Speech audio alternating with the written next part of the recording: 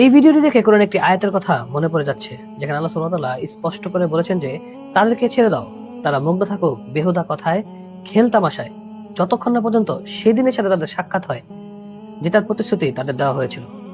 সূরা যুখরুফ আয়াত ৮৩। আল্লাহ তাআলা এই আয়াতে স্পষ্ট করে বলে দিয়েছেন যে আমরা যারা খেলতামাশা করছি, আমরা এরকম যারা হাস্য উল্লাস করছি, এটা সিলি বিষয়, বেহুদা বিষয়। এই খেলা কোনো কিছু আমার কাছে জরুরি কি? ইসলাম নয় খেলা। দেখুন তারা কেমন আচরণ করছে, কেমন নাচানাচি করছে, আস্তাগফিরুল্লাহ।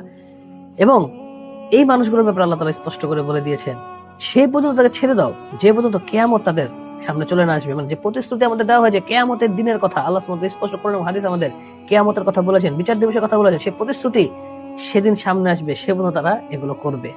তাহলে ভাই, আপনার অন্তরকে একটু কাঁপে না? একটু ভয় করে না যে আপনি কি করছেন?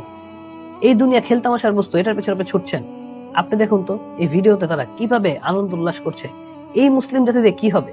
একটি হাদিসের কথা মনে পড়ে যাচ্ছে, রাসূলুল্লাহ সাল্লাল্লাহু আলাইহি ওয়াসাল্লাম বলতেছেন এই মুসলিম জাতি হলো খড়কুটার ন্যায় হয়ে যাবে, মানে দুনিয়া তাদের খেয়ে ফেলবে, হুব্বুদ দুনিয়া তাদের ভিতরে ঢুকে যাবে। তারা অসংখ্য হলেও অসংখ্য হবে। আমাদের রাসূলুল্লাহ সাল্লাল্লাহু আলাইহি ওয়াসাল্লাম বলেছেন যে তোমাদের থেকে তারা অসংখ্য হবে, কিন্তু তারা ইসলামের কোনো কাজে আসবে না। এবং এটাই বাস্তবতা দেখতে পাচ্ছি যে আমরা অসংখ্য মুসলিম হওয়ার পরও আজকে আমরা সংখ্যালঘু আমরা নিজেরা। কেন? এই ধরনের মুসলিমদের কারণে, যারা দুনিয়াতে, আল্লাহু আকবার, কি আর বলবো, কোনো ভাষা নেই ভিডিওটি দেখে। আসসালামু আলাইকুম।